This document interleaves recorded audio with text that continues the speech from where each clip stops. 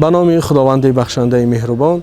در ماه مبارک رمضان قهر کردن یعنی ثواب روزه را کم میکند و در دین مبین اسلام از 3 روز زیاد قهر کردن را جایز نمیداند و ماه مبارک رمضان ماهی است که انسان باید با یکدیگر بخشش و آشتی باشند و دین مبین اسلام هم در آیات قرآن میفرماید الصلح خیر، یعنی آشتگی و بخشیدن یکدیگر خیر و برکت می آورد. مادر جان تشویش نکشید، من خوردم، همش خوب است. مادر جان فکر مکن، من خوراکم را خوردم.